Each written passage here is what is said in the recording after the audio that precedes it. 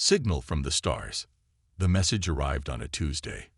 Lieutenant Commander Sarah Chen was halfway through her shift at Earth's Deep Space Monitoring Array when the alert flashed across her screen. The facility, buried beneath the Rocky Mountains, had been operational for 15 years without detecting anything more exciting than background radiation and the occasional asteroid.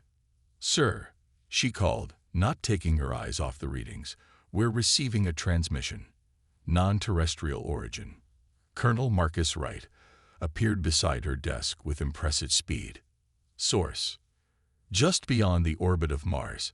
Signal pattern is nothing like our protocols." Sarah's fingers danced across the keyboard.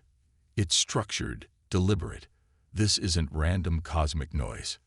Wright's weathered face remained impassive, but his eyes narrowed. "Analysis. The computer is attempting to decode it now. Whatever it is, it's using frequencies we've never utilized before."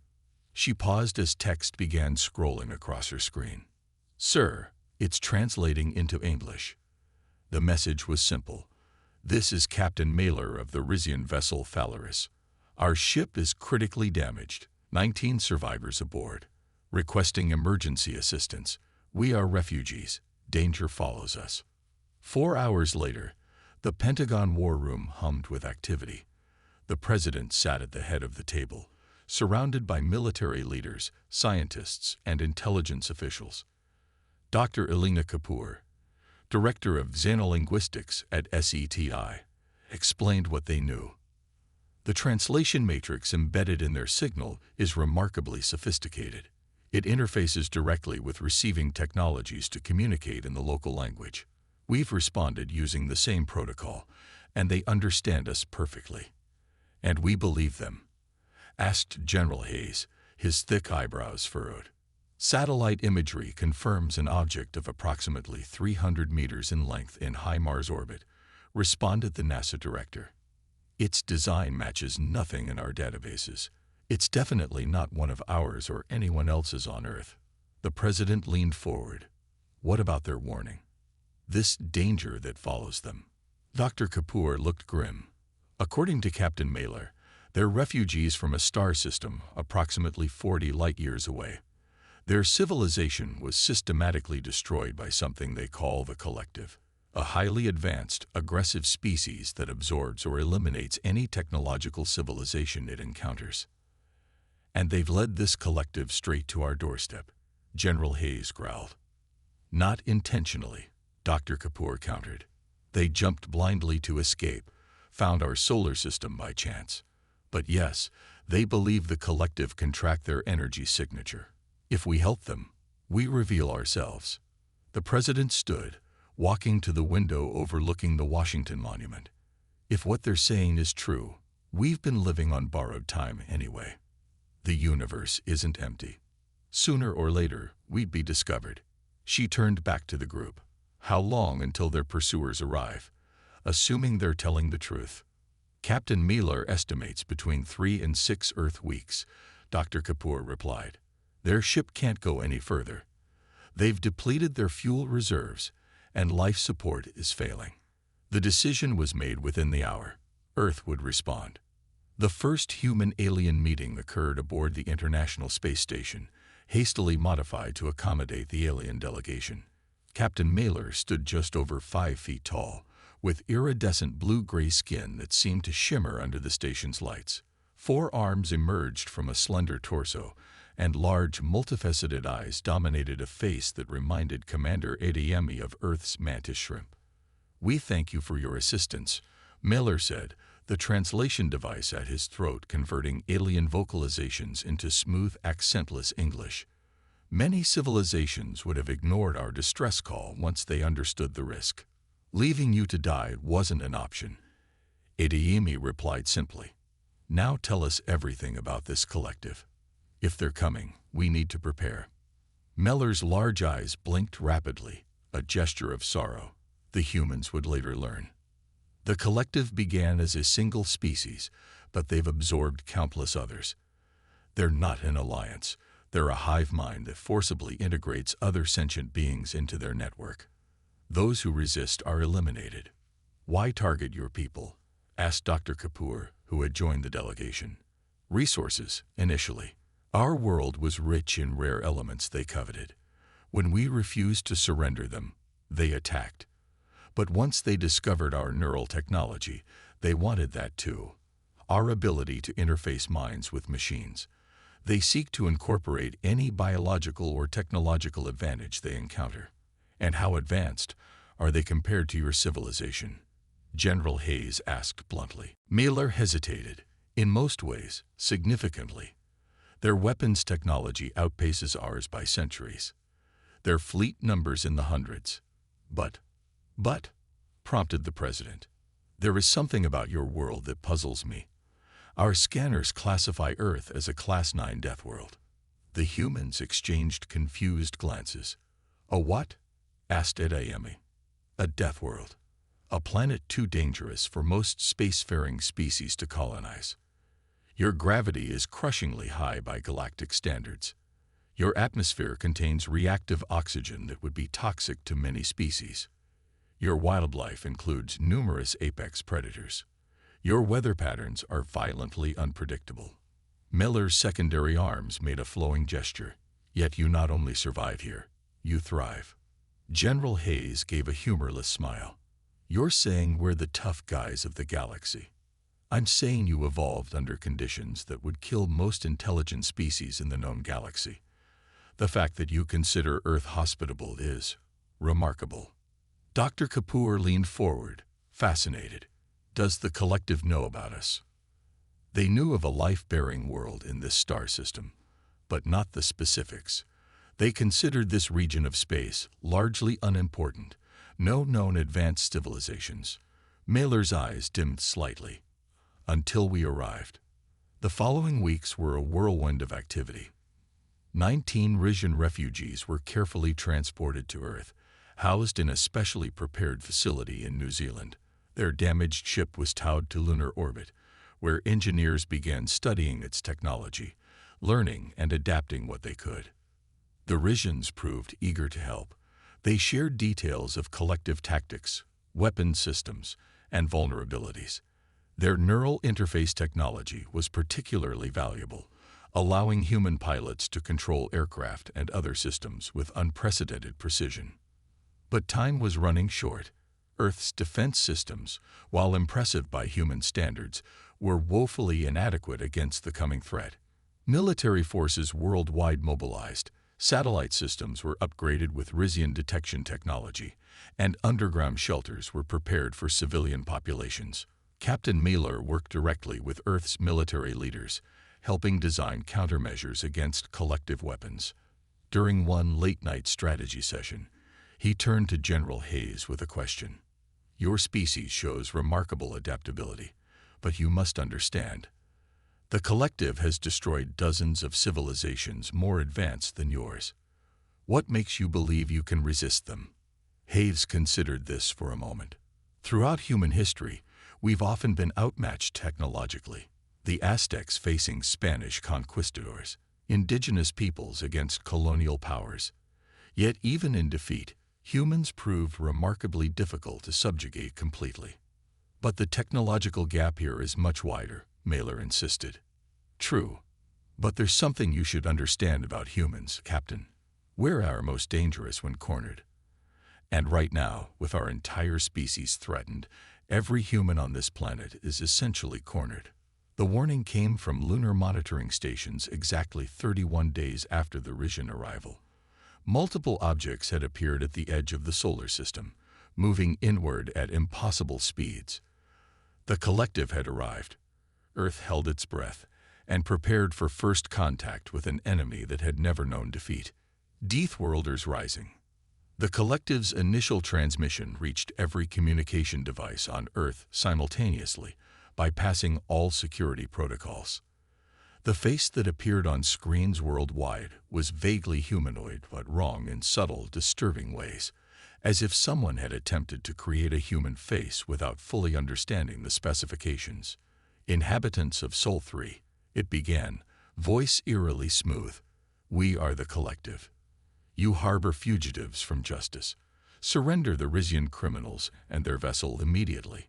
Failure to comply will result in your civilization's absorption or elimination.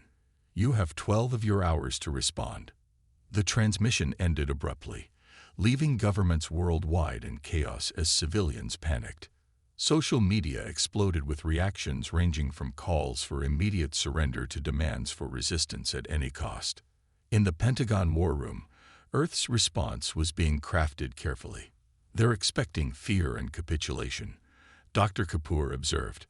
Every civilization they've encountered has either surrendered immediately or attempted diplomatic negotiations. Let's not give them what they expect then, the president said firmly. She turned to General Hayes. Are our countermeasures in place?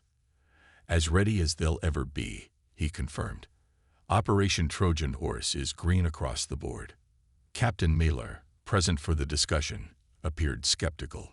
The collective scans for orbital defenses and planetary weapons as standard procedure. They'll detect your preparations. That's counting on conventional weapons, Hayes replied with a tight smile. But human history is full of unconventional solutions to seemingly impossible problems. 12 hours later, Earth's response was broadcast. We respectfully decline your demand.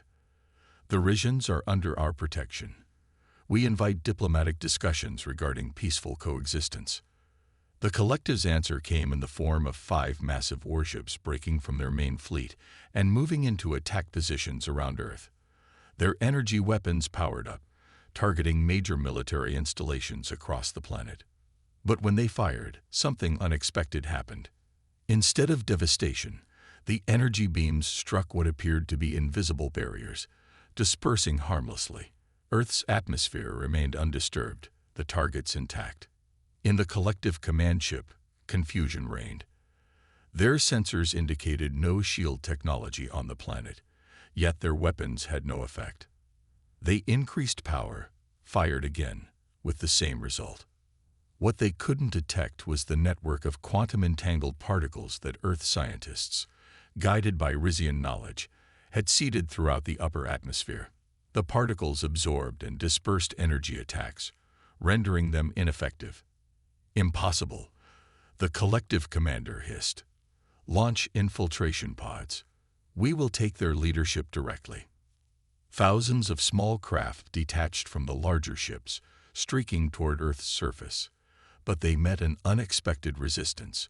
Earth's atmosphere itself seemed to become hostile. Electrical storms materialized from clear skies, targeting the pods with uncanny precision. This was Operation Trojan Horse, weather manipulation technology reverse-engineered from the Rizian ship, deployed globally. Human weather patterns, already volatile by galactic standards, became weaponized under human control. Still, many pods reached the surface, collective soldiers, biomechanical monstrosities that moved with unnatural speed, emerged, seeking human population centers. But here, too, they encountered unexpected resistance. Human military forces, enhanced with neural interfaces adapted from Rizian technology, engaged the invaders with devastating effectiveness. Ordinary soldiers moved with machine-like precision, their weapons guided by thought. Special Forces operators, their reaction times boosted beyond normal human limits, proved particularly lethal against the collective troops. For 3 days, battles raged across the planet. The collective, accustomed to quick victories against unprepared opponents, found themselves in a protracted conflict against enemies who seemed to grow more effective with each engagement. In orbit, the situation was equally unexpected. The collective had anticipated minimal space-based resistance, but Earth's hastily assembled defense fleet, cobbled together from military satellites and repurposed civilian spacecraft, harried their larger ships constantly. The human vessels were crewed by collective standards, but they attacked in unpredictable patterns, striking and withdrawing before the larger ships could respond effectively. On the 4th day, the collective commander requested communication with Earth's leaders. The face that appeared on screens in the Pentagon was no longer attempting to mimic human features. It was alien and clearly furious. Your resistance is incomprehensible, it stated flatly. Your technology is primitive. Your weapons are ineffective. Your continued defiance defies logical analysis. The president smiled thinly. Perhaps your analysis needs updating. You classified Earth as a death world, yet never considered what that means for its inhabitants. Everything on this planet has evolved to survive against overwhelming odds. This changes nothing. The collective commander insisted. We have encountered resistance before. All eventually fall. We will simply escalate. Before you do, General Hayes interjected, you should be aware that we've analyzed the quantum signature of your propulsion systems. Quite vulnerable to targeted electromagnetic pulses, we've discovered. The alien commander's expression shifted minutely, the first indication of uncertainty. As we speak, Hayes continued, your main fleet is being surrounded by thousands of small nuclear devices, specifically calibrated to disrupt your drive systems without causing catastrophic damage. A demonstration, perhaps.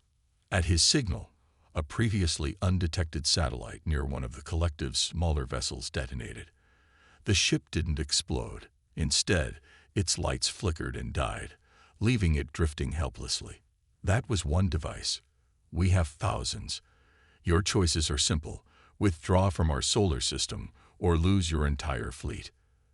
There was a long silence before the collective commander responded. This outcome was not predicted. Welcome to Earth, the president replied. We specialize in the unpredictable. 48 hours later, the collective fleet began withdrawing from the solar system. Before departing, their commander transmitted a final message. Your world has been reclassified in our databases. Earth is now designated a Class 10 death world, the only inhabited planet in this category. We will not return. In the aftermath, as cleanup and rebuilding began, Captain Mailer found General Hayes watching the sunset from the Pentagon roof. I still don't understand, Mailer admitted. The collective has destroyed civilizations far more advanced than yours. Their strategy is perfect, their execution flawless, yet they retreated. Hayes chuckled. Perfect is the enemy of good enough, Captain. They built their entire strategy around mathematical perfection, around enemies that behave according to logical patterns. He gestured toward the city below, where life continued despite the damage. But humans, we're messy, unpredictable. We make terrible decisions sometimes, but we also come up with brilliant solutions no algorithm would ever consider. The neural interfaces, Mailer realized. You adapted our technology faster than any species we've encountered. Necessity is the mother of invention, Hayes shrugged. When your survival depends on it, you learn quickly. Mailer was quiet for a moment. My people have no home to return to. What happens to us now? That's up to you, Hayes replied. But you've seen what humans do when threatened. Imagine what we can accomplish as allies, working together. He extended his hand in the human gesture of partnership. Welcome to Earth, Captain. It may be a death world, but it's home.